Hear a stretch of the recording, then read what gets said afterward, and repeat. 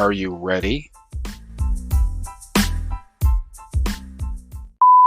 Starting now? Now you just messed it up, you knob. God, you know that the shit that we go through for this, huh? I know. Fuckers better appreciate it. When we started, we were just like, yeah, we're just going to do this, man. You know, shoot our wad into the wind and see what happens. What's the title of this podcast again?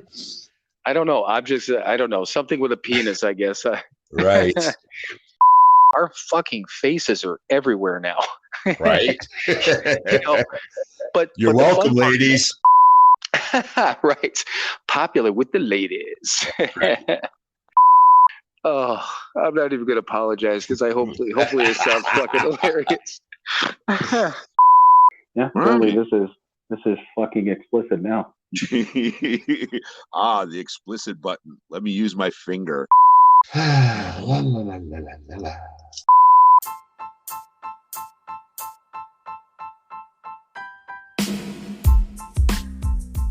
It is time for another episode of Sober, Not Mature. And that episode starts now. All right, everyone. Welcome once again to another episode of Sober, Not Mature.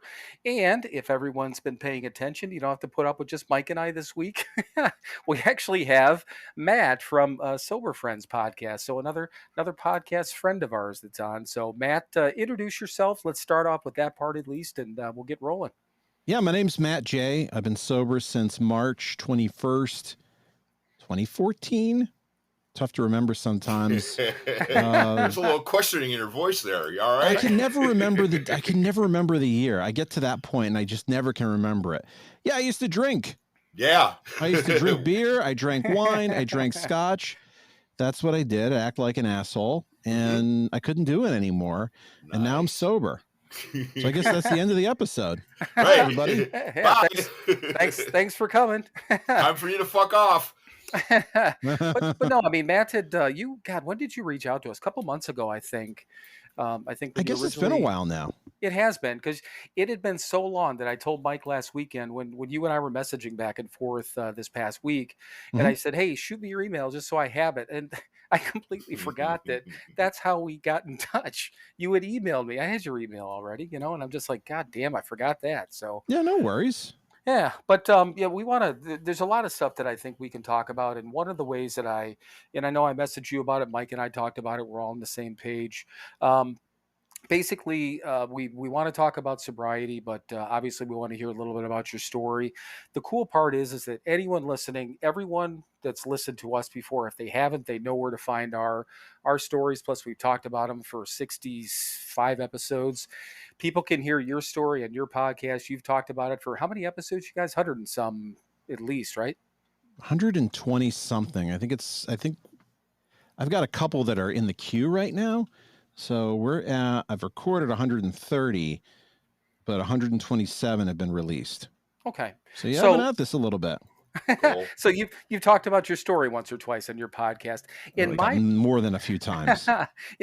My point with that and Mike's point with that, and I'm sure yours is, one of the cool things about us having other podcasters on, but when we've been on other podcasts, is some of that, just that cross mix, right? Hopefully some of the people who listen to us will now listen to you and vice versa. Exactly. And, we're all in this together, and I know that we'll talk about it, but I've listened to a lot of your episodes, not 120 of them, but I've listened to quite a few. So how dare you? I know. Should have gone through the whole back catalog. Well, you'll love this. I've listened to about 3/4 of one episode.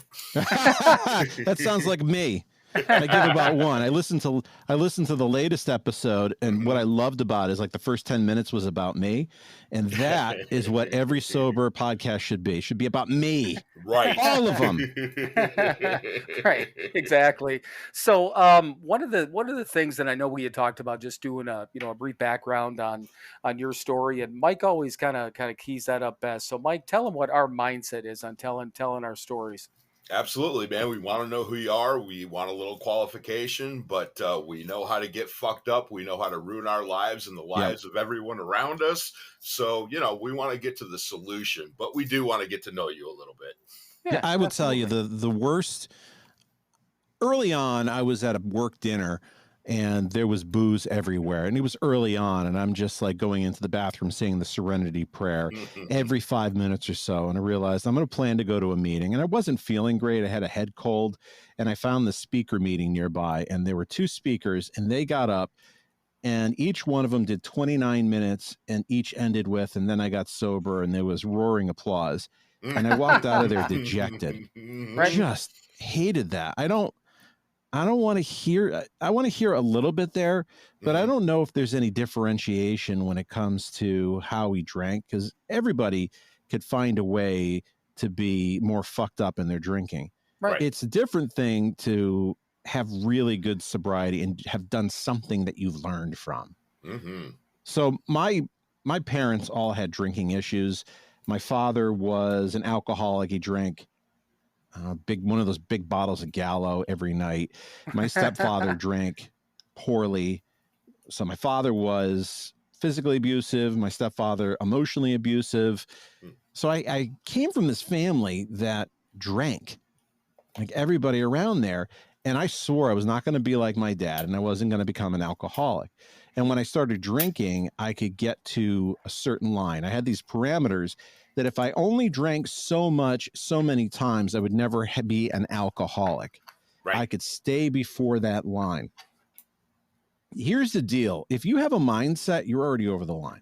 Right. If you set up Because a the plan to normies- begin with, right? Yeah, the normies don't think that way. Nope. They don't think in terms of, well, I don't want to become an alcoholic, so I better moderate my drinking and see what I can do. Right. So my story isn't one of being in the gutter. My story is one of being a mental mess, of having no self-confidence, but especially when alcohol was around, the hamster wheel in my head was spinning and spinning and spinning and spinning. Should I have one? Should I have a second one? How much is too much? Is everybody watching me? I have enough to drink. There is this internal dialogue that was going, that was just absolutely exhausting. And it was drinking at home, drinking alone, hiding it from people, trying to figure out, can I go out to dinner and just have a beer or two? And always wondering, why was I got sober, I think around the time where you go to a restaurant and they started having the 22-ounce beers. That was a far better value. And they'd come with this enormous glass of something. And it just, as I'm drinking it, I had this fear that it's going away. Little by little, as I drink it, the line's going down, down, down, and I'll be out. From the time I drank it, like the happiest I was before I drank, because the glass was still full. And even the 22-ouncer wasn't enough. Right. And so that's the story there. I'm really high leveling and racing through this. I tried to stop drinking a bunch of times. So I knew enough that I didn't like the drinking. Something was wrong there. I needed to stop. I got on my own 9-10 months in 2001, 2002, and I broke up with a girl, and I hit it hard and never really stopped. That was the anomaly. I could get through a few weeks at times, 3 months. 10 months was a long period of time, and it just became harder and harder to stop. I would be fine not drinking, but if I brought a 6-pack home with me, I would have to drink every single night. And I couldn't understand, why do I get into these patterns where when I have booze with me or I've been drinking, I can't not drink. Right. Because I cannot drink if I'm not drinking. But once booze is in me, what is it that fires me up to want to keep drinking? And I couldn't understand it because I wasn't an alcoholic. Sure. So I finally got it, and I was taking like these online tests for alcoholism, and I would try everything to pass these things, and I'd still fail it. And in my mindset, it was, doctors are ridiculous nowadays. Like, you can't drink at all. Like, a sip of alcohol is bad for you now. Sure. And it's ridiculous. Not realizing that the fact that I was taking the test means I had some type of problem. So I was watching a show. My wife used to watch this show called Switch to Birth on ABC Family. And I'm sitting there watching it. And the one of the stars was in recovery, and she's given a glass of wine, and you can see on her face that she realizes what she's about to do is not too smart. And as soon as the booze passes her lips, her whole expression changes. And that was a moment I realized I got a problem. I'm an alcoholic. And the alcohol is the least of my problems. If I really want to get rid of this, everything in my life has to change. And I remember that moment I was on fire because I never wanted alcohol more than I did at that moment. And that was a long period of time of a few weeks where like every moment I just felt like my whole body was on fire and I needed booze right now. And for some reason I didn't. I stuck with it this time. I had a therapist who I was terrified to tell my therapist that I thought I had a problem because I would get one of two answers that were unacceptable. One, yeah, I think you do have a problem. And that would be embarrassing. Or he would say, no, I don't think you are. And then I would be embarrassed that I thought this way. Instead, he told me, why don't you go to a meeting?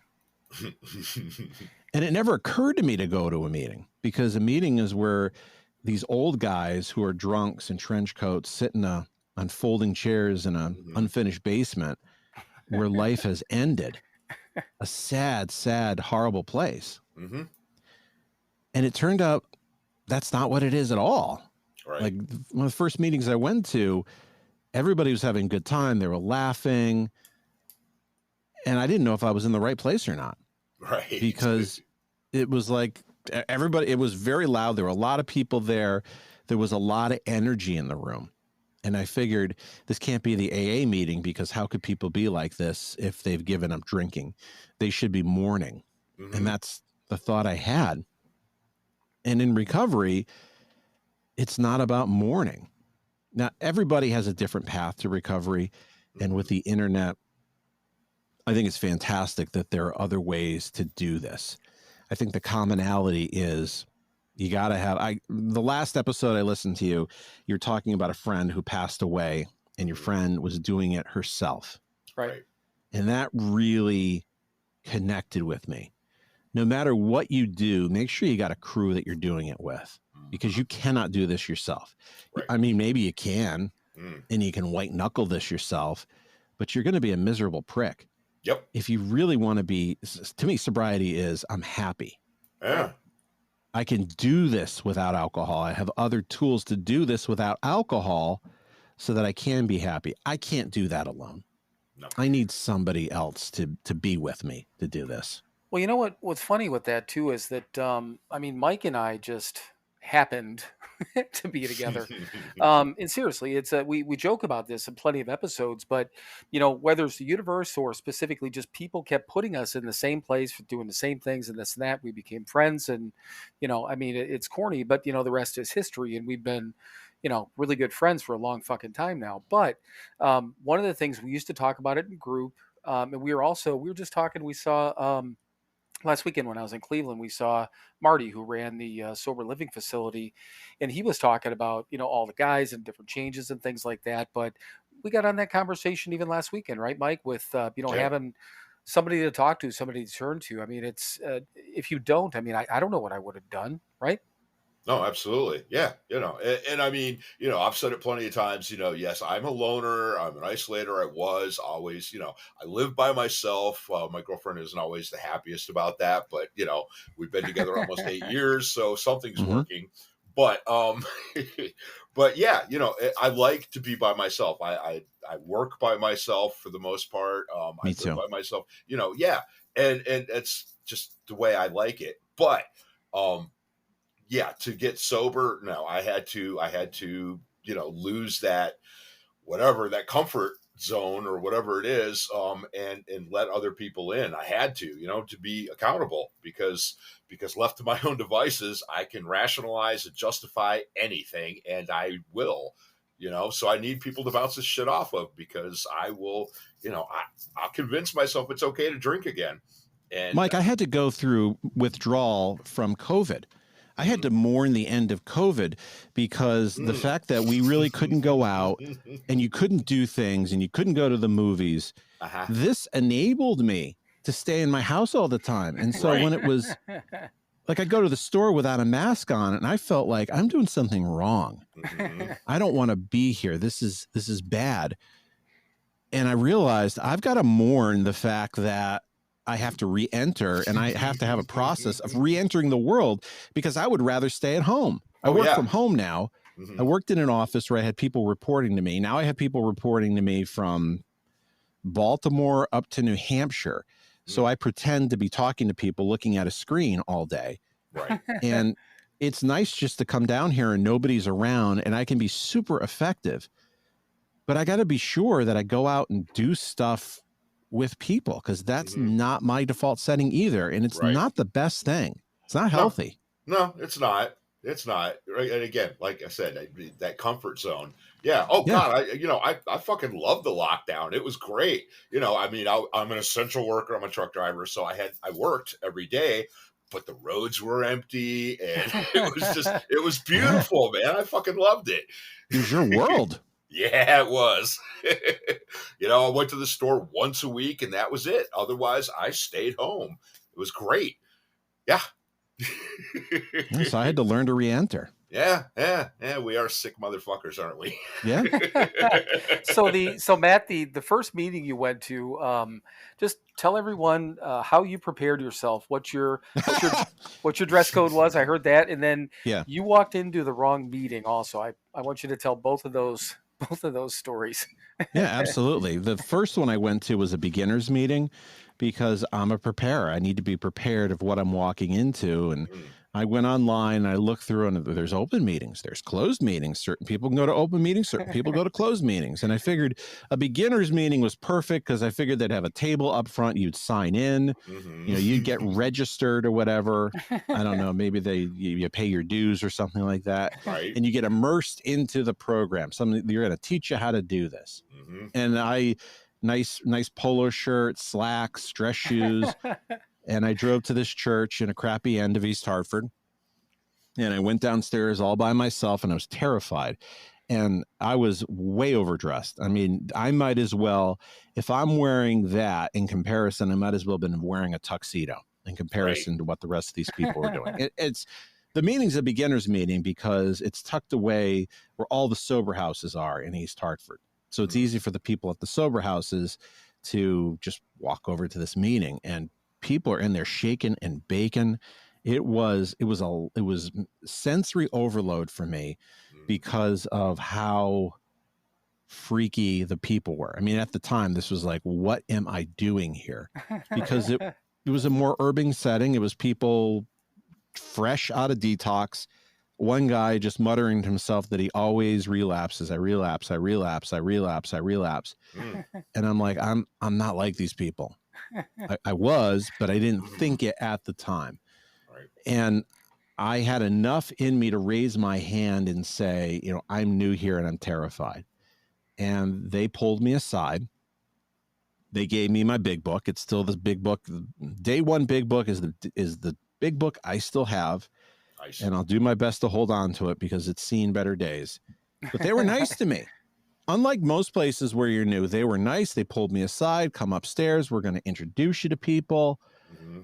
And people were interested in me. And I've never gone to an experience like that where they were just nice. I'm like, what is it about me that these people are all gathering around me? Well, you find out later, this is what you do to the new guy. Right. Right. The second meeting, which for many years was my home group, was the one I was talking about where everybody's jovial. And it's in the backside of this pretty big church that has a full gymnasium and stuff. So I walked in the wrong entrance, and I'm like walking through the court, and I'm like, I'm so embarrassed. At the time, I'm like going to this meeting thinking I'm in the car. I'm like, is it good enough that I just drove to the meeting and I can drive home? And I'm like, no, I got to go in here. I got to get a set of balls and go into here. So I'm like walking through the gym, and I hear some rustling and some stuff going on. And I just jump in the room, and it's a Boy Scout meeting. Nice. And I'm just looking, and I just walked out without saying a thing. Because what do you say? Right. You walk into a Boy Scout room and say, hey, where's the AA meeting? Right. Like, how's that going to go? We're the drunks and the junkies, boys. Yeah, I mean, they're gonna call the police on me. Right. Like, this pedo just walked in looking for drunks. Yeah, it's just So I that. eventually found my way into the AA meeting, and that I think that was the one that really made me think I'm in the right place. Because I'd say for the first 6 months, I questioned really where I had a problem, because I was comparing myself to the people in there. I mean, the guy I sat next to had been there 30 something years. I mean, his story is he stopped drinking because he literally was bleeding from his ass, bleeding from his mouth, bleeding from his ears, and ended up in a coma and ended up blind and like deaf for a while from his drinking. And if I look at that, I'm like, okay, so I don't have a problem. I didn't do all those things. And then I started to think that, well, I don't belong here because I haven't earned a chair, because my story isn't like theirs. They're looking down at me like, you don't belong here. But some old timer was up there, had been there 40 years, and he said he drank like me. He said, I didn't drink every night. I could stop at 2 beers, but I was miserable. Right. And that's all I had to hear. I'm like, finally, somebody like me. And I enjoyed going to that meeting, and I enjoyed the meetings I went to. And whether I felt I was questioning whether I had a problem or not, what I couldn't question was I felt comfortable and safe at those meetings. Right. If I didn't have a problem, why was I comfortable and safe there? Right. Yeah, exactly. Why am I right? Why do I feel like I fit in for the first time that I actually fit in? That was the one place I wasn't as socially awkward. Like, I felt comfortable talking to the people in that room. Once I left, I was a basket case again. Sure. But in there, so what's the worst that is happening to me if I'm not drinking, even if I think I don't have a problem, but I'm comfortable in those meetings? Where is that a bad thing? So let's say I don't have a problem, but I find comfort in going to a meeting. What's the problem? Right. Yeah. Right. For the longest time, I questioned that, but I finally got to that point of like, well, I'm comfortable there, so maybe I'll just keep going. And what's funny is that feeling like you belong and stuff like that. My uncle, and I don't think we were more than like 30 days sober. We were over at their house, and he's asking some stuff, and he had been over to the Keating Center where we were and stuff like that. And he had asked me, he said, man, he goes, it must be really hard, kind of opening up to all those people, all the strangers that you don't know. And I said, you know what? I said, it's surprisingly, it's not. And I was never one to like open up to people. But I Right. said, first of all, it's not, which, kind of was a revelation when he asked the question. But I said, it's harder talking to you guys, meaning my family in this room, Yep. than it is to them. Because, like when you just said the guy's bleeding out of his asshole, his ears, and Yeah. what else out of his mouth? Did you hear Mike in the background? I mean, we're just kind of like, well, yeah. I mean, why wouldn't that be happening? We Right. were at a meeting one time, and this guy was leading, and he's like, yeah, he's telling one of his stories, and he's like, yeah, I was driving home one night. He goes, I missed a corner, and I ended up driving my car through somebody's house and ended up in this guy's living room. And then he keeps going, and then he stops, and he said, because everyone's just kind of shaking their head, and he's like, did everyone hear what I just said? And then everyone's like, well, wait a second, did we miss something? And he goes, I drove my car into somebody's house and it ended up in the living room, And he said there's no other place in the world than an AA meeting that you can tell a story like that. And everyone's like, well, of course you did. Where else would you be? That's not even the worst story. I know. That's minor. I know, but that's the thing. It's just, it becomes like everyone you talk to either has your story, knows your story, or at a minimum can be like, oh wow, can relate to it. And that's a beautiful part that I found, I mean, right away when we first walked in, the Keating Center was like that. I mean, Mike felt more welcomed, right, when you first walked in than I did. But well, yeah, it wasn't my first rodeo, and true. I'd been around, if you've listened, Bill's one of those weirdos that never did drugs. Like none ever. Never smoked a joint. I've been in, shooting galleries and, whatever. So yes, I've been in some really bad places worse than him, but not, but inside my head, I've been in the exact same place Bill's been. So it doesn't matter, But yes, when I got to the Keating Center, I was probably a little more comfortable because I'd been around these type of people before. Yeah, Yeah, and I mention it all the time, but if anyone wants to hear those two stories, because they make me laugh, but it's some good information. It's our episode. It's our fourth episode. The audio sucks. It's fucking terrible. Get through it, but we have some fun. In my opinion, first of all, it's our fourth most popular episode, but I mean, I think it's got some great information, but we tell about that when the day that he got taken there and the day that I got taken there, because both of us got taken Oh yeah. there. Yeah, I don't think it really matters why you got taken there, whether you Right. do drugs or not. I couldn't smoke weed to save my life. It was the most unpleasant experience for me every single time I smoked marijuana. Now, pain pills, on the other hand, those were the most wonderful things ever. Right. And the reason I didn't get hooked is I was scared. Every time I took them, I was scared how much I liked them. And I realized if I get hooked on this is going to be a real problem. It's going to be expensive. Right. So I need to just stick with booze, which is much more controllable. Oh yeah. Regardless of how you get fucked up. Right. It's a delivery method, whether it's alcohol or it's heroin. Right. Your mindset's Exactly. no different. Well, I mean, the big book says alcohol is just a symptom, which means crack is just a symptom, heroin's just a symptom. It's all just a symptom of our selfishness and self-centeredness. Yeah. Yeah. Yeah. So you from those meetings, and they were obviously AA meetings. That's one of the things that I told Mike when I don't remember if you even detailed all that when you first emailed us, but in listening to obviously even the first couple of episodes, I caught on that all three of you guys, are AA based, which is kind of cool because yes, the thing of it is that when we first started on Instagram, if you pay attention to like my posts on Instagram, I keep those more vague on purpose because I know we have a wider audience on Instagram. I'm not afraid to post or talk about 12 steps or anything like that. I just don't make it our main focus. But when we started getting on here and started talking about it, it turned out, I mean, shit, Mike, what I think in your episode, you talked a lot about it because neither one of us really talked about which way we were going to go with it. And then we're like, fuck it. We don't care. We're just going to talk about it, And I know it's our story. Yeah. It's right. how we got sober was through the 12 steps of Alcoholics Anonymous, and like our buddy, talking about symptoms, our buddy Wes, hardcore junkie, and he got sober in AA. And he used to always say, look, man, yeah, I'm an alcoholic. No, I didn't drink all that much. I shot a ton of heroin. But only an alcoholic thinks it's normal to shoot a ton of heroin. So, yeah. Right. Yeah. Yeah. I think it's wise to be vague at times and just be who you are.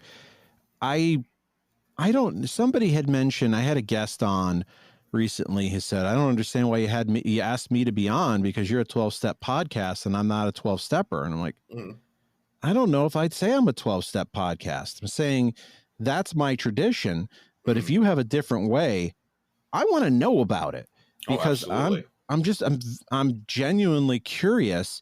And there are people who are now getting sober in a bunch of different ways, Patreon groups or Instagram, or there are all these groups that are kind of like AA light or not called AA, but it's an off-brand AA, but it's a lot of the same stuff that they're doing steps and don't know they're doing it. And they're with people in groups. And Bill has talked about in the book that it says right in the book, there's other ways. We don't have the monopoly there. And Bill probably, if the fellowship wouldn't have rebelled, would have probably made it alterations to the book. Like he didn't think we were set in stone here. It's like, this is what we've come up to this point. Somewhere along the line, somebody poured concrete over everything and set it in stone. Right. Well, and there's lots of paths. The path is wide, right? But it is the path. Like you said, they're support group and cleaning up your mess and all that shit. Yeah, that's you put it in different words and whatever, but it's it's like religion. I hate to equate the two, because I really hate to equate the two, but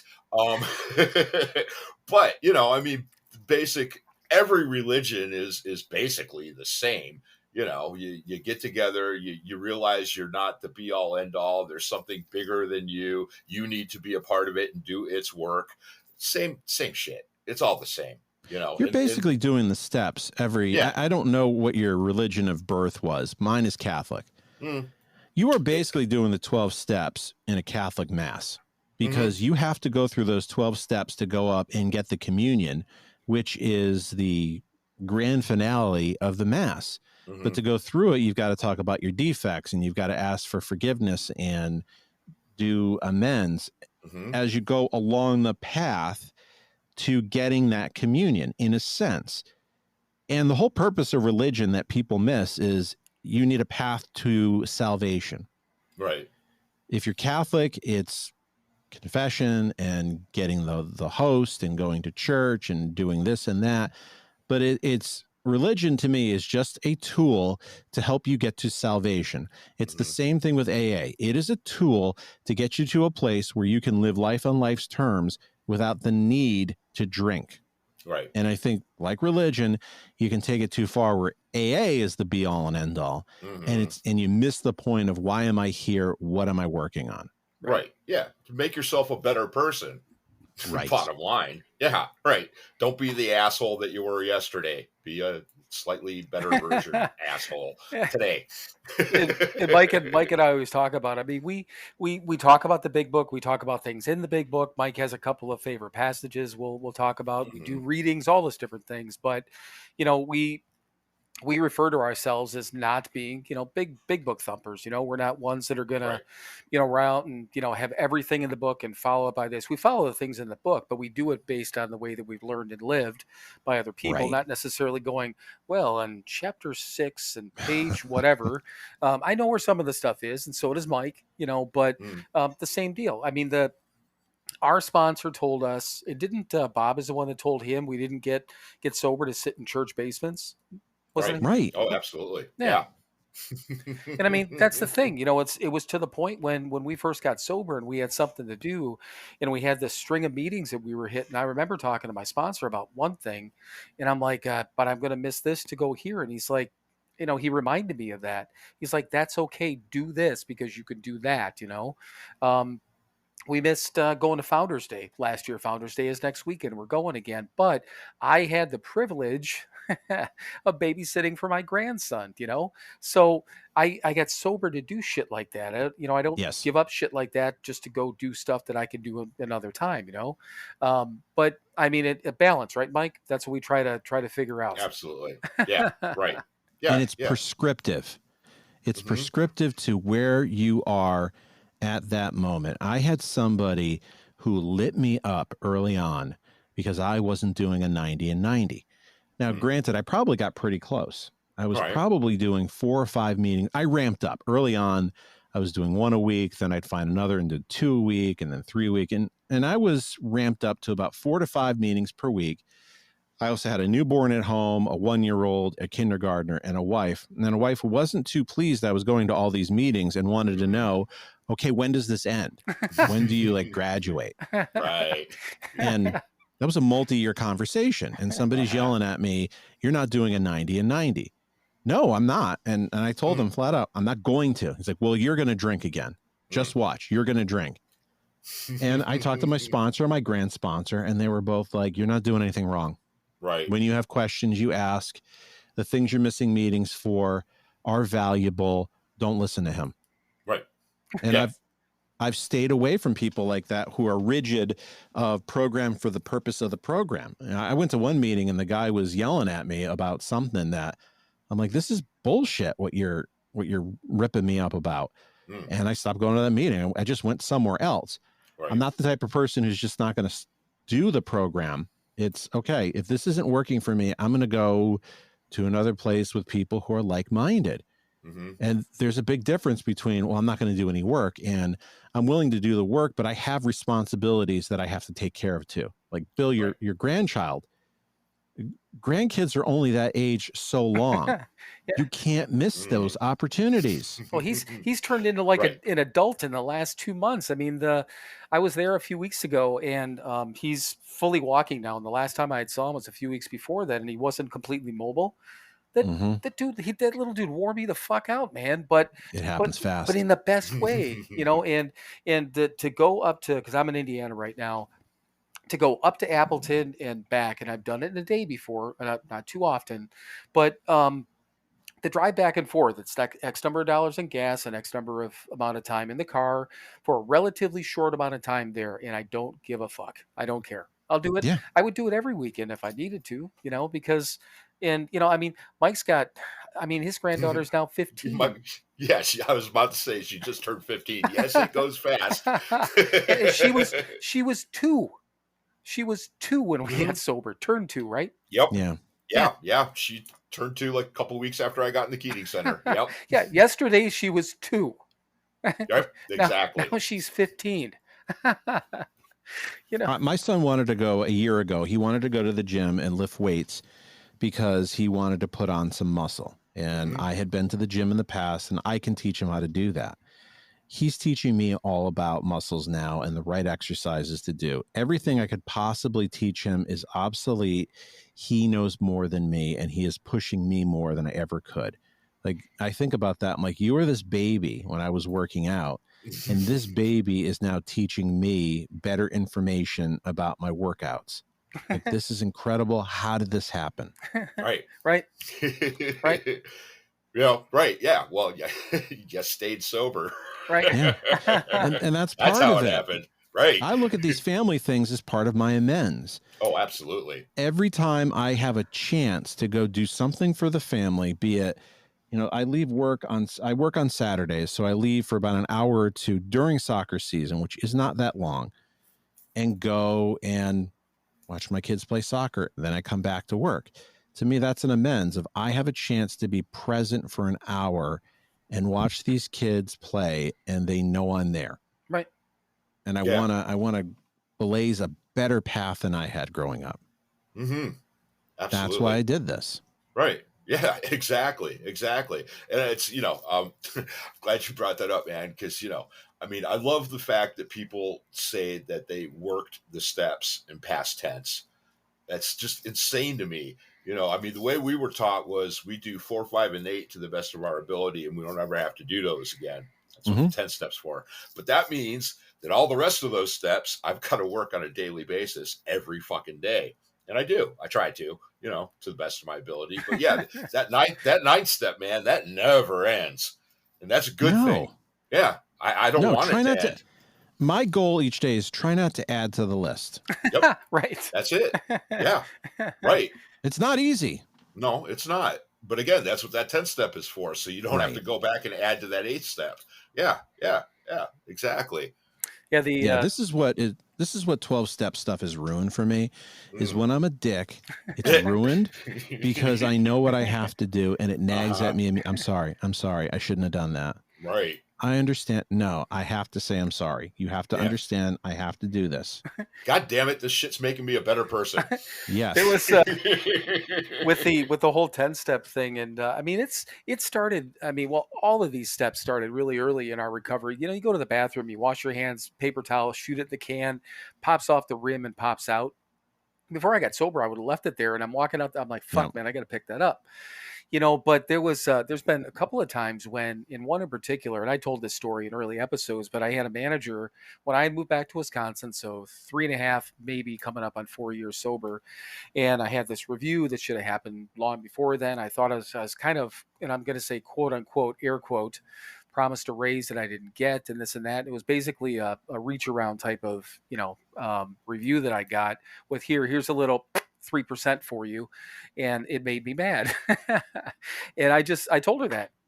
I said, I don't agree with it, this and that, blah, blah, blah. And it wasn't her fault. She had popped into this position, was just reading this stuff off.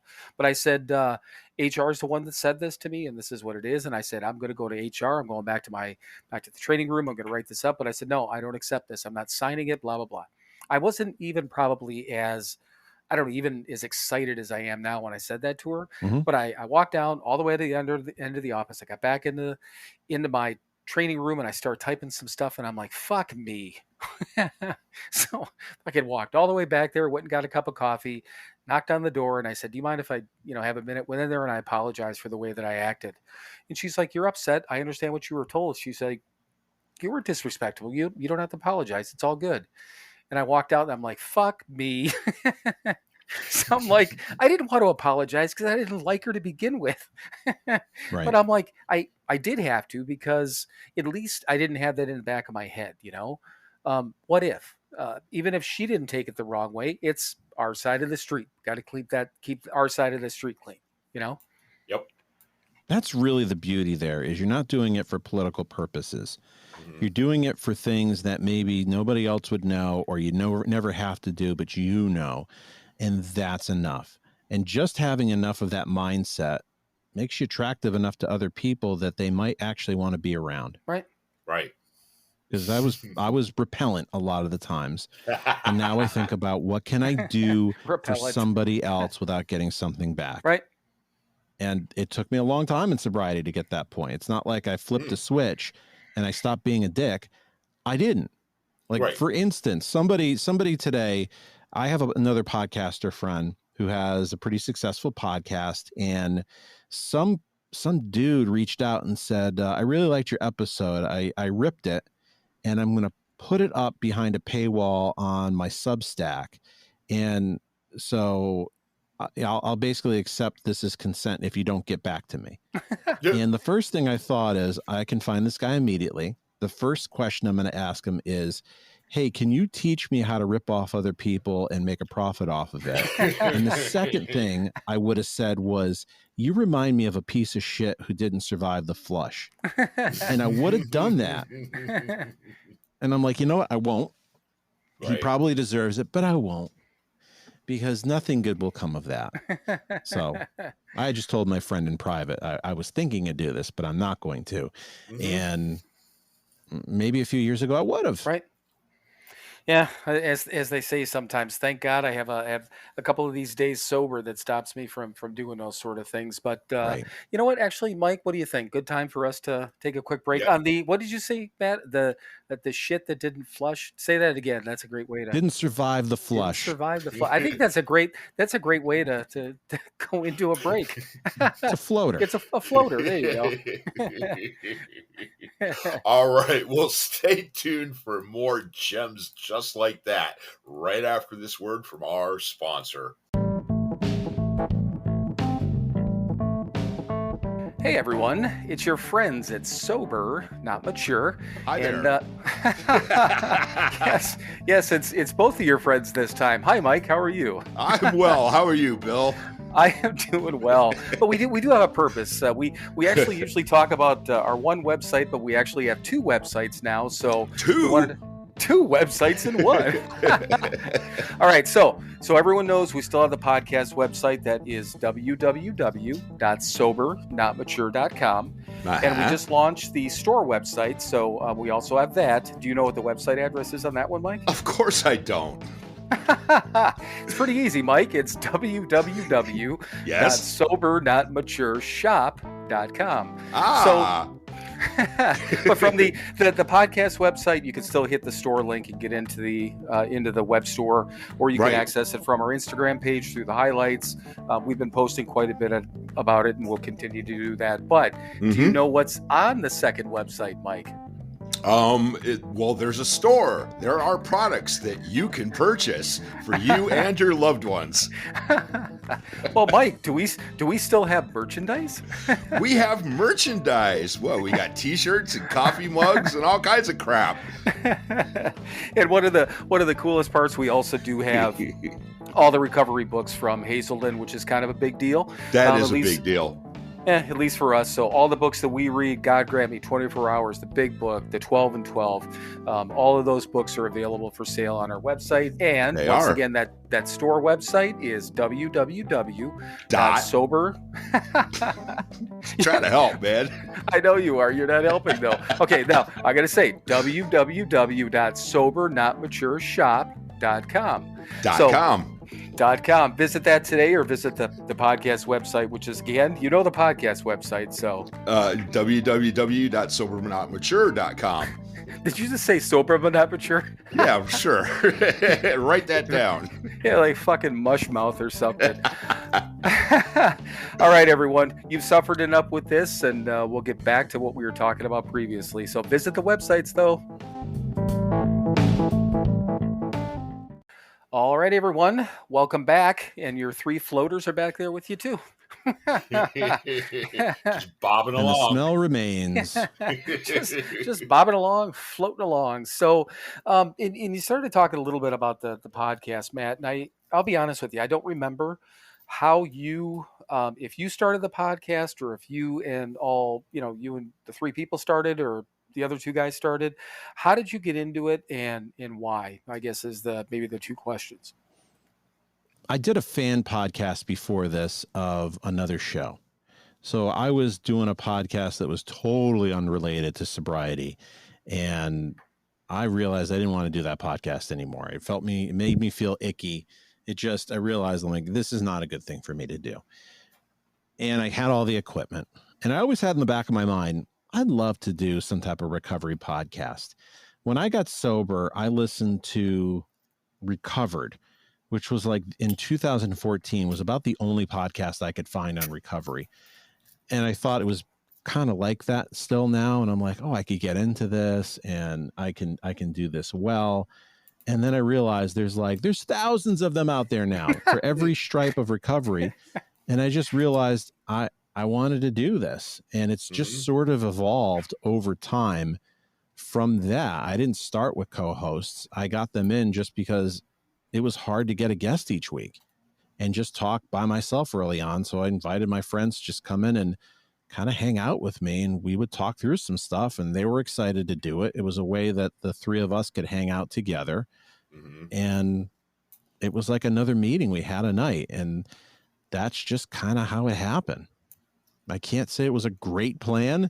It just kind of happened, and it has evolved over time. Does that sound familiar at all, Mike? Little bit. It's nearly, with the exception of we did not do anything before this, but literally we sat outside here at my sister's house at Thanksgiving the year before we started it, and I was telling him all these podcasts, because I started listening to recovery and sober podcasts on my way home from work, because it got me out of my mind of getting so pissed off about traffic, so it just occupied me for that 30-40 minutes. And I'm telling them all these different things, and that's when I started learning about, I had no idea what gray area drinking was, sober curious. I'd never heard the term just alcohol free. I mean, I didn't hear all these things before, like a year and a half. Alcohol use disorder. Yeah, that's another one. Yeah, we made fun of that. We made fun of that one too. But but the thing of it is, and I'm like, literally, I'm like, we could fucking do that, couldn't we? And he's like, Yeah. I don't know, I think so. So we looked Sure, why not? We looked into it a little bit and hooked up headphones to our phones, started recording on Anchor. That's why the early episodes sound like shit. It had no not a care in the world. If people listen, it was a point of us getting together and shooting the shit. That's it. Yep. That was the number one thing. And I did, once we get into it, I mean, I was doing a lot of reading, trying to figure out, how to do some of these things, so it started to interest me. And then I'm like, yeah, I mean, I cared a little bit more than you, right, Mike, for about the first 6 months. Oh yeah. You still do. Yeah, I know I do. But then we started to get some feedback. And when we, after we did our first 6 months of episodes, we started getting some feedback, and, normies listening to us, and just realizing that, hey, and I've heard you guys talk about that, Matt, probably many times, that the coolest part about doing this is that even if one part, with all the fucking around that we do, and all the dick jokes and whatever it is else we do, talking about shit floaters and everything else. Yeah. If one little bit of this helps, one person every once in a while, then, I mean, the fuck, what can you ask for, right? That's when I'm pissed the most at the numbers, or I feel like I'm not getting the traction I want because I let ego get in the way. That's when I get an email from somebody who said, this has really helped. And they cite specific things that I don't remember even saying, that this is what helped me. Like there's an email I got a few weeks ago from a janitor who works at night, And my podcast is what this guy listens to as he's cleaning the school. And to me, that's the greatest compliment, that podcasting is such a personal thing that if you're inviting, if somebody has invited me into your ears as you're doing work to help pass the time, to me, that's like, you have really made a commitment there. And I'm just so honored and beside myself that somebody would. On the one hand, you know, you want to be a superstar. On the other hand, you hear that I rely on you, and it's like, well, why? Right. Right. Yeah, it's like, are you fucking nuts? What are you Yeah. listening to me for, man? I don't It's know. like, wow, that's really humbling. Yeah. I guess I made an impact. Well, Right. yeah, and I mean that's the thing, and I mean Mike he was just at a horror convention with his girlfriend, and you know you had what, one guy was one of us, his wife was not, and you know just out of the blue they walked up to you and started, you know, talking about same thing at the Keating Center events. I mean, you've had people like that come up to you recently, right? Oh yeah, absolutely. Yeah, you know, and Becky, who we were playing cards with last week, you know, she plays us for her group Oh of shit, women, yeah. and they like us for some reason. But yeah, you know, it's beautiful. So apparently, we're doing something. We'll keep doing it. Well, and that's the thing too. So our audience, and it's shifted. I was just reading off I hadn't looked at our demographic stats in a long time, but I looked at them a week or so ago, and I was reading them off to Mike. It's like the last 30 to 45 days, our numbers are evening out, where we used to be like 70% men that listened to this, and you know that 30% women, and it was for the last like 30 days, it's been almost an even split, which blew my mind. And That's very interesting. our Instagram following, shit, 60% are women.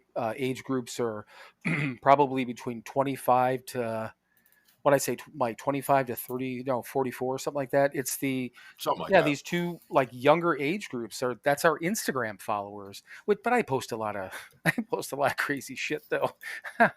It's Yeah, like pegging. right. I mean, please explain that to me.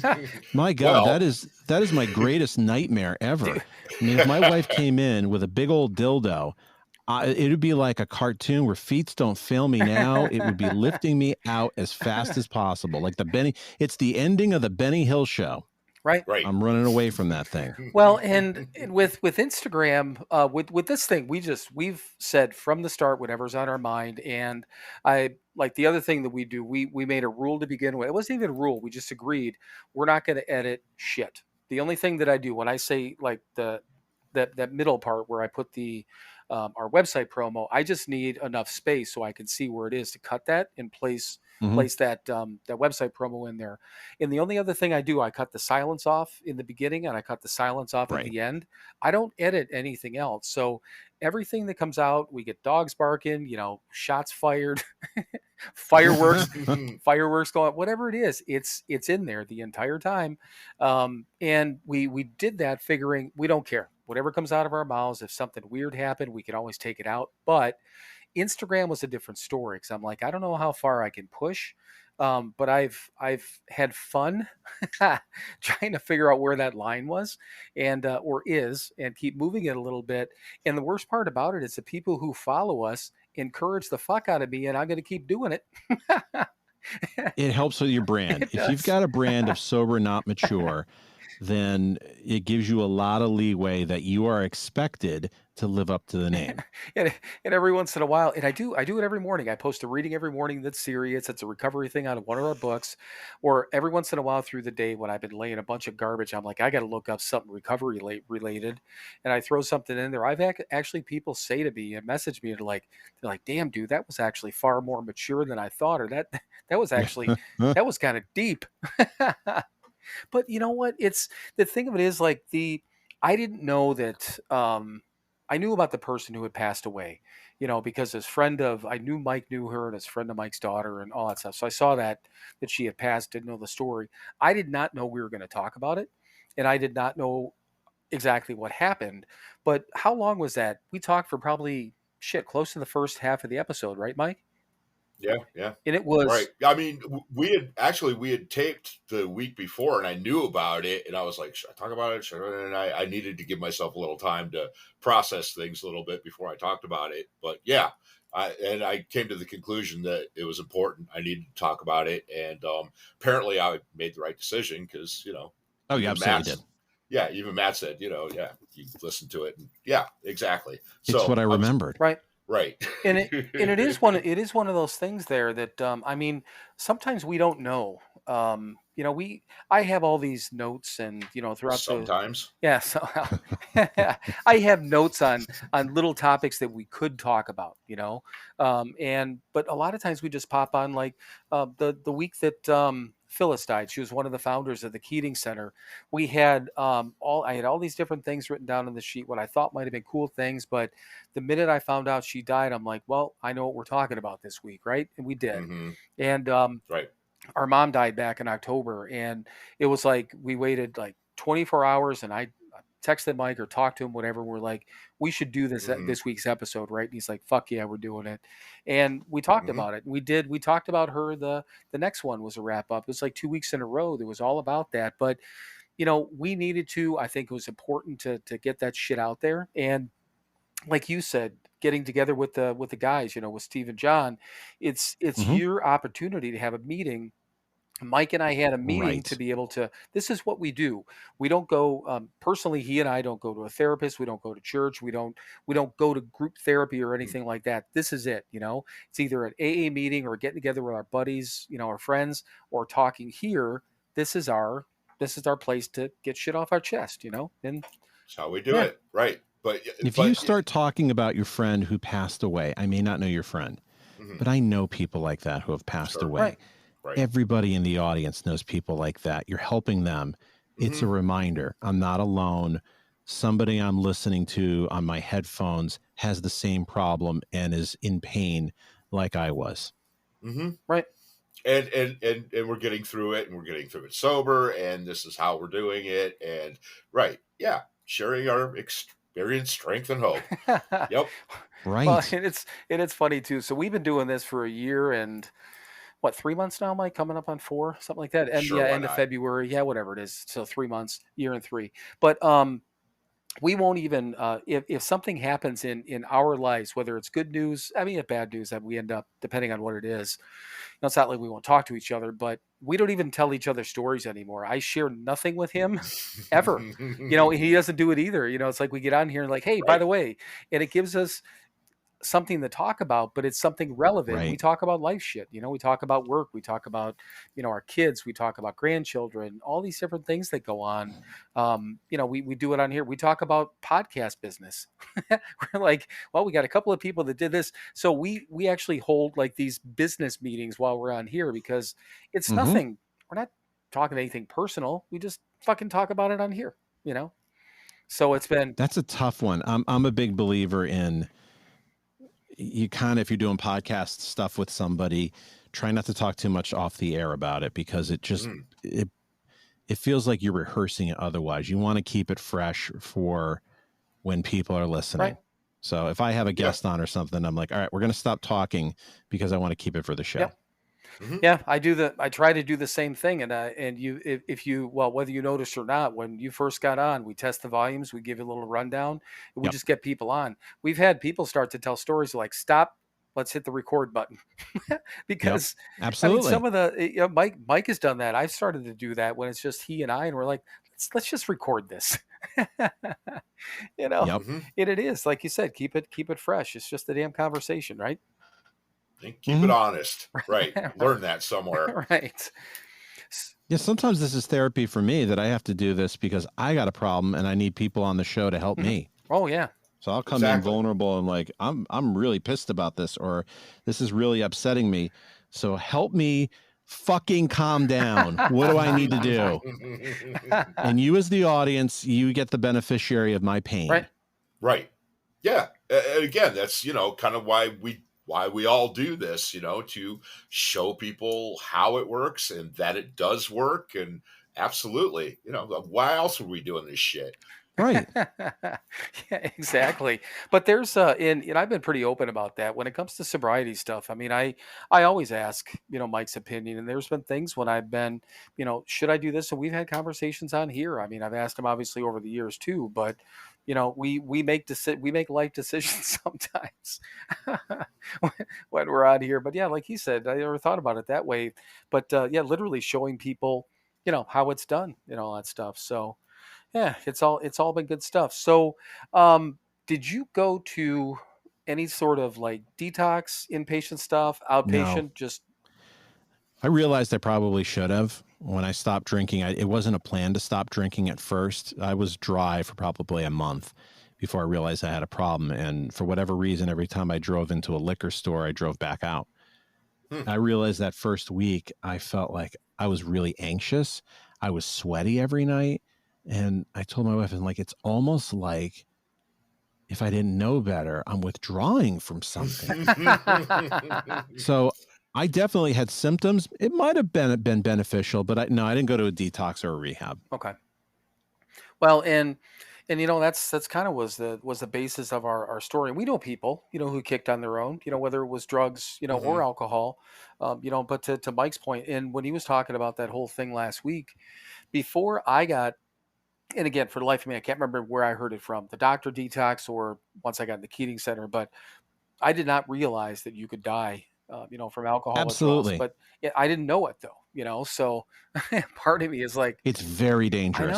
know, and but the thing of it is that I didn't know, and so many people don't, which is that's the other layer of why that story was so important for Mike to talk about because people don't know. I'm 100%. There's no way I could have detoxed on my own without dying or seizing up or something. There's just no way. You either, Mike, right? I mean, as far as you can. Well, yeah, right. We were, 0.4. Yeah, we talked. Point Oh yeah, he four. was 4.2 and I was four. I was Holy point four cow. four, and that's we were sitting there talking about it, kind of like bragging back and forth. It was this almost competition we had in that episode a couple of weeks ago, and Mike's like, "Let's put it this way: we both should have been fucking dead." Yep. which yeah, Yes. which is true. But yeah, so but to Mike's point, what he said at the beginning of this episode is that he's been deeper and darker places than I have, but we literally, and I mean literally, not only being in the Keating Center, but where we ended up with our alcohol intake, we ended up at the exact same place at the end. Mhm. So it's mind blowing. But yeah, I was just curious because the at the time, I don't know, my family was trying to figure out what to do with me, and it inpatient, outpatient, IOP, whatever the deal is, all these different things. Detox was a given, but looking back at it, I don't know. Well, I know I couldn't have done without detox, but I don't know if I could have just been back in society. I'm 90. How many percent you want to go, Mike? 95% sure that I wouldn't have stayed. Yeah, well, I'll go 98. Okay, 90. Let's go 98. See, I'll let you rule on that one. 98% sure that I wouldn't have stayed sober had it not been for the path that I took. But I know we know Mhm. some people that didn't. So Chris, and I'm not going to say his last name, but Chris W. Mike, he, the one that Right. helped out at the Keating Center all the time, he did not Yeah. go through the Keating Center, but has always helped out, right? Did he Mm-mm. do more of an outpatient type of thing? I don't remember. I mean, he was just that first example that came into my head, maybe. Right, right. Well, yeah. Remember, there was a guy that was in the Keating Center with us briefly, um, who left after like 3 weeks. Maybe he ended up going to Alaska and getting on a fishing boat. He's Uh, still sober today. you know what? You I know, remember the yeah, story. Okay, yeah, I remember the dude. I mean, I yeah. remember I run into him once in a really. while. Huh. Yeah, yeah, yeah, yeah. Yeah, he's still sober, still doing the thing, does meetings and whatever. But yeah, he said, "Look, I this isn't for me. I need to go live my life. Just do it sober and keep working the program." And he did. Right. Not me. I needed to be immersed in it. I needed, you talked about 90 meetings in 90 days. We did what we did 8 meetings a Hmm. week for the first 90 days. Yeah. Yep. And that's,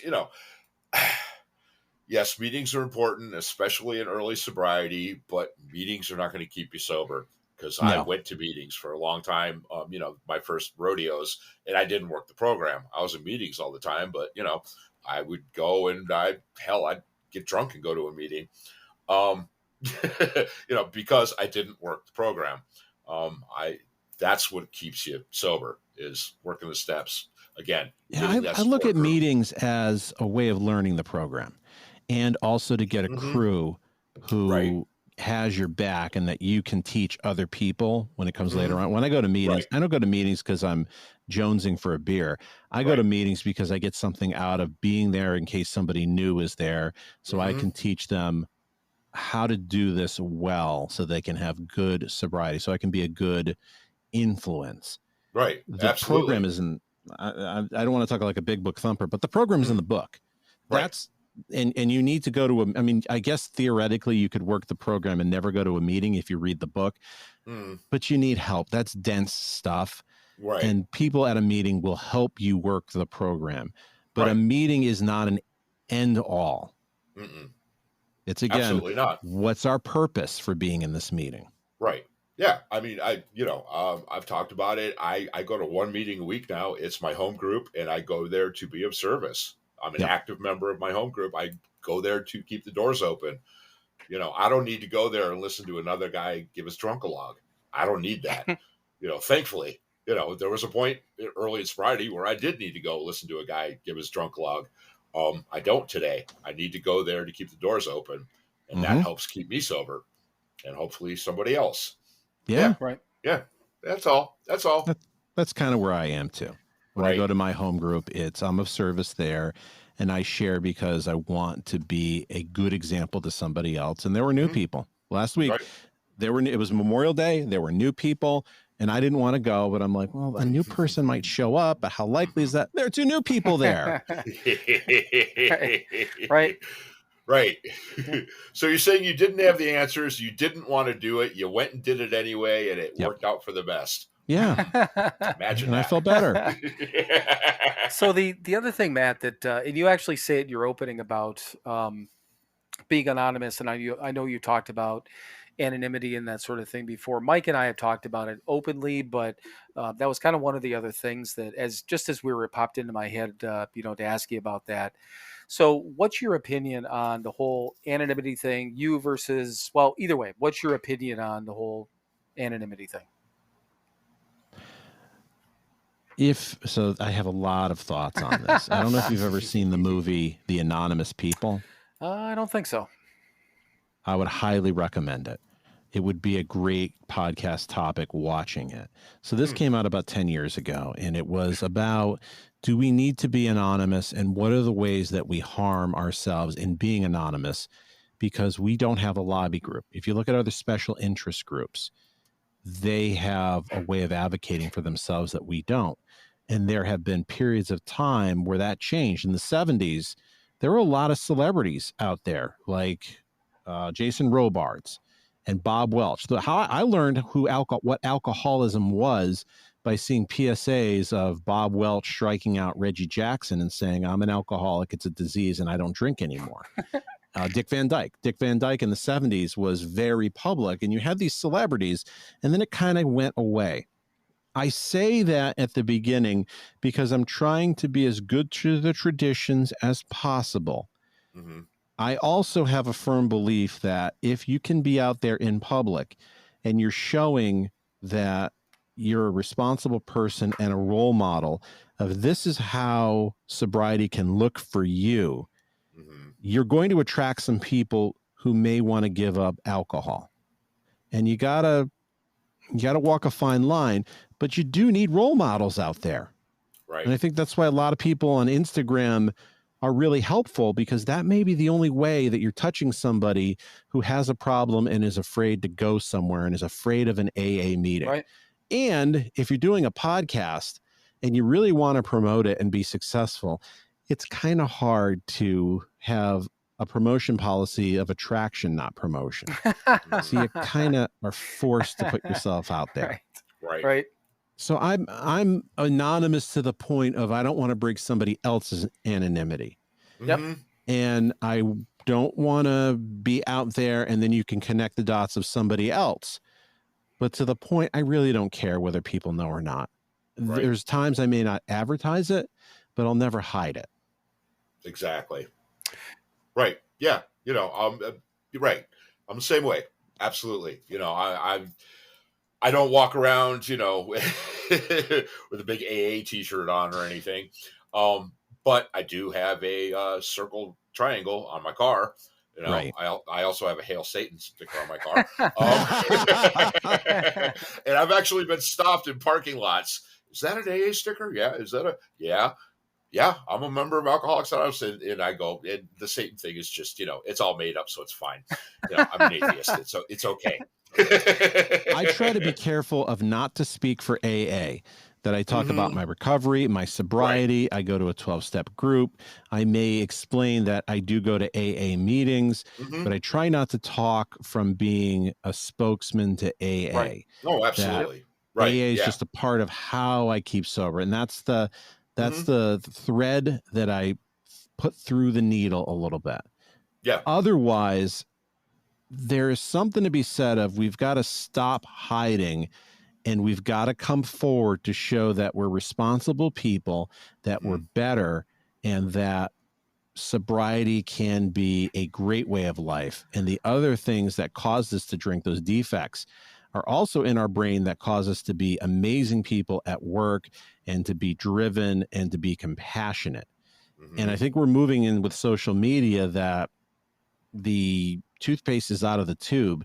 There's a lot of people. And I think for the most part, this is a much more open society than it's ever been for something like this, to the point that companies are realizing they can make money off of us.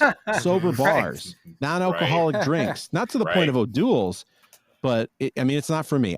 If I'm not going to get high from this stuff, I don't want blanks. We don't either. Yep. Right. But it works for some people that there's good quality stuff out there that cater to a sober community. Once you reach that tipping point, it's like, we won. This is a good thing. People, when we realize that they can make money off of us, that's when you realize we're in a good place and we don't have to hide in the shadows. Well, and with the whole anonymity thing, and Mike is personally open on Facebook and all those sort of things. I'm not. You won't see my first and last name on anything with Instagram. Nothing on our Facebook page. I mean, like I said in the one episode, though, our fucking faces are everywhere. But surprisingly enough, even with all this, face recognition software and shit like that, it's never been. Our Sober Not Mature page has never been recommended to me on my regular Facebook page, which you would think might happen every once in a while. But the thing of it is, I started on Instagram so I could start to be open, because based on the industry that I'm in, at least for the moment, and things like that, I know a lot of people. I'm visible. I've got a very unique last name. I'm not unique. Let me just make that really clear. My name is, though. Right. So it's not a lot of us, with the last name. So there's a lot of reasons that I didn't do that, but I may get to that point at some point where I don't give a shit anymore, and it might be closer than I even think. But the whole point is that Instagram has given us an opportunity. This has given us an opportunity. In the whole point is that we get to talk about some stuff, and I've been also really careful, and Mike too.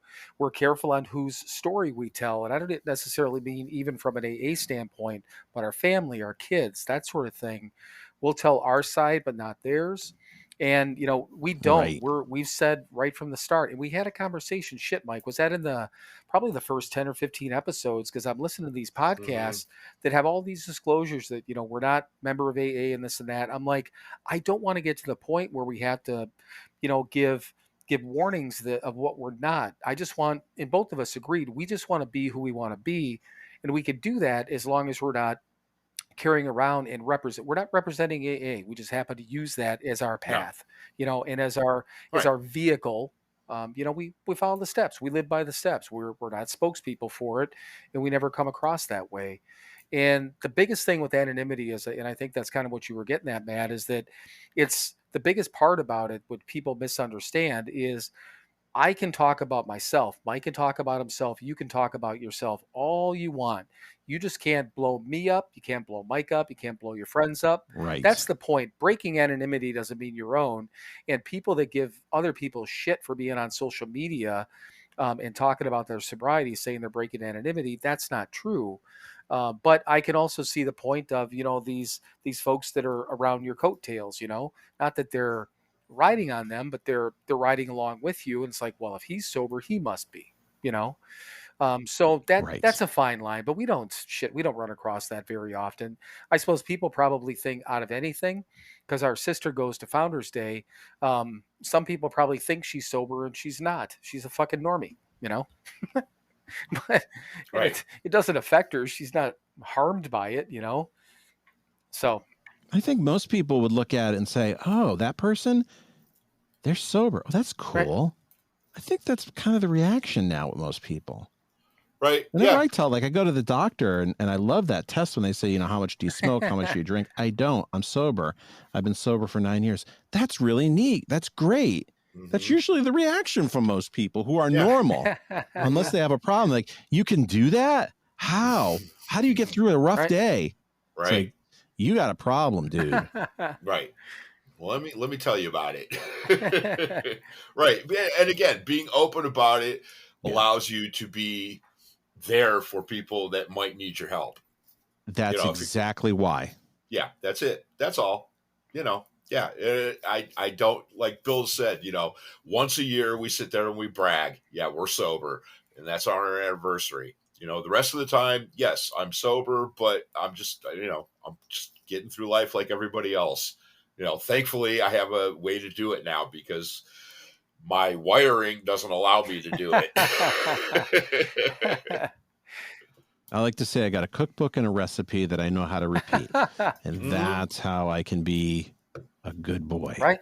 Yep. Well, it's funny, and I That's and I know I've asked my son before, and I'm sure I've probably asked my daughter at some point, whatever. It's in general conversation. I'm like, this, like, a friend or whatever. I'm like, do they know that I don't drink? And he's like, yeah. I said, do they know why? He's like, yeah, they know. And I'm like, oh. I said, Mhm. is that ever been? And I think I asked my son once or twice. I'm like, is that weird for you to let people know that? And he's like, fuck, I don't care. I'm like, okay, because Nobody I, gives a I know, but crap. you know how Right. it is. Well, We're stuck in our when heads. my dad was sober, I mean, he got sober in 1981, and like you said, you were talking about, Matt, that today is a different day and time. I mean, it's more open. People are doing it. It's, we as people, sober people, I think, are more accepted now in a positive light than we were 40 years ago, but it was always a little weird. I don't remember sitting down with my friends and having a conversation and saying my dad was an alcoholic. It just didn't come up in conversation. It was just those things that didn't happen. It wasn't that I was embarrassed to him. It was just like I probably didn't know enough about it to have it just come up in general conversation. But these days, I just don't think people. I don't think people care. They're just kind of like, cool, And like my kids, I mean, they know I'm a better person, so that probably helps. Yeah, people are stuck in their own thoughts. People think about themselves all the time. Mm. They just, I mean, I've told people and they don't even remember. Right. Right. It doesn't even make an impact. Right. Because the next time you're together, like, hey, let me grab you a beer. No, I don't drink. Oh shit, that's right. That's right. Oh, that happens. My father-in-law does that to me all the Your time. father-in-law. All the time. That's actually funny. So what do you? And that just maybe that brings up a better. Just popped into my head too. So you're at a social event, with your wife or with a work thing, with friends, whatever it is. Somebody you don't know says, "Hey, do you want something to drink, or can I grab you a drink?" What do you normally say? I'm good. That's exactly what I Mhm. say. Those exact words. No, thank you. I just say Yep. I'm good, or what kind of coffee do you have, or what type of soda do you have? I never. So many people. The reason I ask that is that I hear, and again, Instagram, podcasts, all these different things, people have a really hard time. People are afraid of that question because they don't know what to say, and they Mm. go into this long, drawn out conversation about, I don't drink because of this, because of that. And if somebody really pushes and asks a follow up question, doesn't even matter what it is. I'll usually just, if somebody says, why don't you, oh, you don't drink, huh? Or, why don't you drink? Rather than even being irritated by it, I'm like, it's a health choice. That shuts people up every time. People cannot go against and be like, well, you should be doing something healthy. They don't know why they could be thinking, because I don't know that I'm trying to be, like, healthy. as a healthy person, not because I'm going to die if I drink. I can't Right. remember the last time somebody questioned It's me. been a while for me too. Well, Very, very long time. Very long time. yeah, my answer is always you don't have enough. That's Yeah, true as see that? well. Yeah, Mm-hmm. Oh, it's honest. I mean, I'll be like in a bar because I go out and see bands and stuff, and and somebody, I'll just look at the bar and go, they don't have enough. yeah. Well, and then I've heard people talking about it too. That years ago when you'd go to wherever you're invited to something and they're like, oh, bring your favorite 6-pack or whatever, and I'm like, fuck, 6-pack. I'm like, they're gonna have, yeah, they're gonna Case. have more than that, right? Yeah, And then that's somebody who belongs in Al-Anon if they're saying, well, just bring a 6-pack. right, but those places where it's like it's socially, I want to say expected, but you go to these. Our sister goes to them every once in a while. They go to a cookout or a barbecue or whatever, and it's just this whole group of friends will usually bring a 6-pack of whatever, and then everyone tries all these different types because there's all these new different types of craft brews and all this different shit out there now. But that's part of the thing, is everyone tries everyone else's. But in my mind, I'd be like, fuck, man. Okay, so everyone brings 6. How am I going to get 12? How am I going to drink 20? How am I going to drink 24 of these things? How can I steal everybody's and run away? My favorite is like work events where they give you 2 drink Right. tickets. Like, really, what do you think you're doing here? You're torturing me with 2 drink tickets. You realize that? I remember the last Christmas party I went to when I was still out there. I brought a pint with me. I was in a bar. There and you go. I brought a pint with me. And it still wasn't enough. Well, the last thing that I went to a YMCA event with our sister. I've gone to 2 of them, and when we got there and we were signing in, it was this thing that the bank that she works for, they do a lot of work with YMCA, and our sister's been on the board and involved with them for years. So they had one of these like charity events, 2 of them that we went to. And the last one I remember we went to, we were signing up or whatever, and I was walking away, and the lady's like, "Don't forget your drink tickets." And I said, "Can I get soda?" And she's like, "Soda's free." She's like, "You can give your drink tickets to somebody else though." And I'm like, "Oh, great, I'll do that." So I took them, but I'm just like, "Can I buy soda with it?" And she's like, "It's free." I'm like, Yeah. "Okay." So and I did. I gave it to, I think I gave one to Kathy, and I gave one to one of the other people at the table or something like that. I'm like, "You guys want these?" I'm like, I'm not going to use them. Just fucking gave them away, but I'm like, I really don't need them. I wasn't going to take them. Yeah, that's what I did. I gave them away. I became popular at the end when we had in-person stuff of like, who wants my drink ticket? I got 2 tickets going for $1. Who's got $1, $2, $2? Start auctioning off. Yeah, it's later in the night. I'm sure somebody would probably pay a couple of bucks for those, right? Oh yeah. Right. I got 2 drink tickets and I'm heading to the ladies' room. Go make $20 the hard way. Hello. That's right. So, what else, man? I mean, I'm looking at the time here. We just had almost an hour and a half of just shooting the shit, which is kind of what I was hoping would happen. Again, you can't plan something like this out, and all the questions that came off that like I had asked you, with the exception I knew I was going to ask you about the podcast, but everything else is kind of cool. It just came up in general conversation. But what else do you want to share with people? Either because I mean, obviously, we want people who listen to us. I would highly recommend that they listen to you. I've listened to you. It's you guys have a lot of great stories. It's not all 12-step stuff, but it leans towards it, kind of like ours does. But what else? What else do you want to tell people, or what do you guys got going on over there coming up? Oh, I've got a whole bunch of guests that are coming on from some other shows. So we've had some pretty good people in the sober community. A lot of it is just kind of like just sitting around in Starbucks, sitting around drinking coffee and talking about sober stuff. You should be getting in the mindset of you kind of forget you're listening to a podcast and you're just sitting with us having a conversation about stuff that people are in recovery or people who want to be in recovery do. That's kind of how we set it up, conversational. Right. Mm-hmm. Yeah.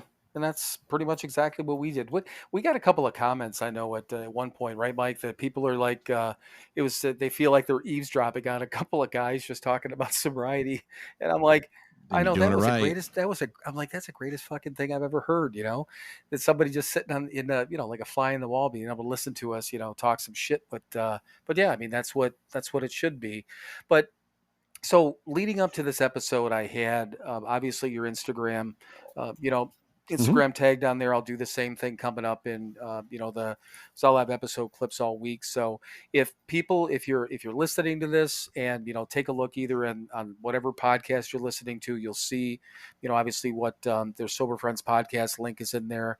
Yeah, I mean whatever. I mean obviously listen to the podcast, join them, I mean follow them, all that sort of things. It's I've gotten a lot out of your podcast, and it's conversational, and quite honestly, I've stolen a lot of your ideas, and we've talked about them on here.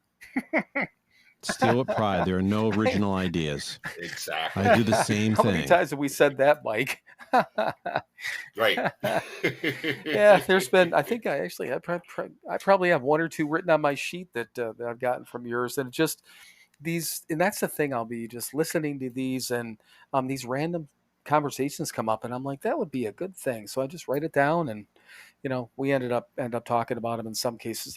There's been times. I mean, I'll specifically say where I took it from, and where I got it Mhm. from and stuff like that. So, but I do the same. If I lift it, I say this is where I got it from. I heard so and so from this right. podcast talking about this, and it really connected. Well, and I mean, really, we're all in this together, and that's the one thing when we first got. I can't even remember who approached this first about either coming on our podcast or we've appeared on two podcasts already, and my first thought was, why would somebody else?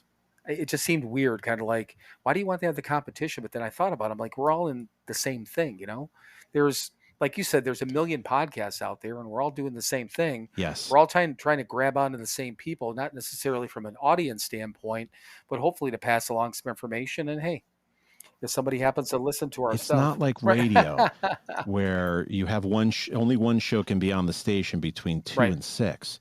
Mm-hmm. You can listen to this one, and then you might need another podcast when this show is over. Right. Right.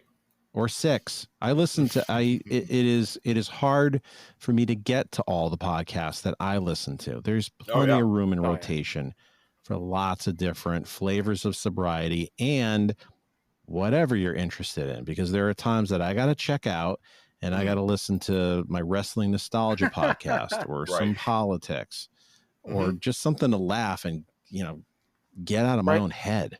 Absolutely. Yeah. Yeah. Yes. And we have to lift each other up. I think all the sober podcasters, we're not in competition. We have to find ways of the tide lifts all of our boats if we stick together. Right. It does. Absolutely. Absolutely. Yeah. So, well, I mean, it's been a lot of fun, and we appreciate you. First of all, obviously reaching out way back whenever the hell it was, because I sure as hell can't remember now. But yeah, thank you, man. I mean, it's been great. It's been a good conversation. So, it's been my pleasure. And have you ever listened to the end of our episode or no? I didn't get that well, far. you're about to. I always ask that question because it's funny how many people have listened to us and don't listen to the end. So it's time for you and I, Matt, to quiet down, and then Mike's gonna get us out of here. Okay. Sounds good. Cool. All right. Well, thank you everyone for listening to another episode of Sober Not Mature. We want to thank Matt for coming on. If you dig what you listen to here, listen to the Sober Friends podcast, wherever you get your podcasts at. And if you liked what you heard here, give us a like, subscribe, rate us, all that happy crap. Let's push this little stuff along so we can help other people. And as always, be kind to each other, be good to each other, do something nice for somebody else this week. And now it is time, kids. It is time for you to fuck off. Then keep fucking off. Keep fucking off until you get to a gate with a sign on it saying you cannot fuck off past here. Climb over that gate. Dream the impossible dream. And keep fucking off forever. Clearly, you haven't heard that before, Matt. that was the best reaction we've gotten from anyone. Usually, we'll hear like little giggles in the background, but yeah, we got. I think you almost threw Mike off a little bit. We got a full-on guffaw. Full-on guffaw.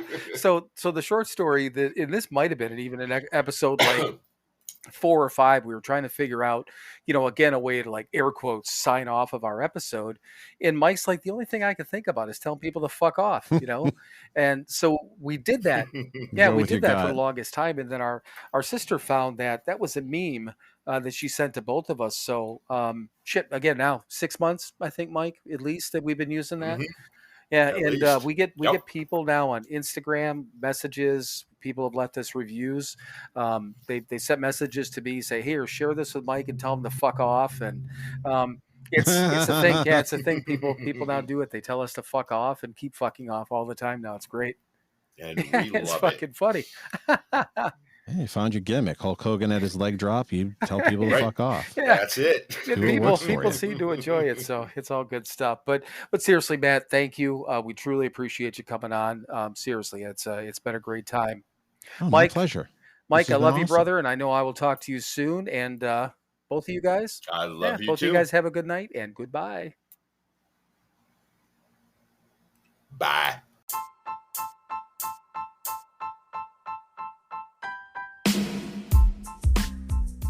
As always, thank you for listening to another episode of Sober, Not Mature.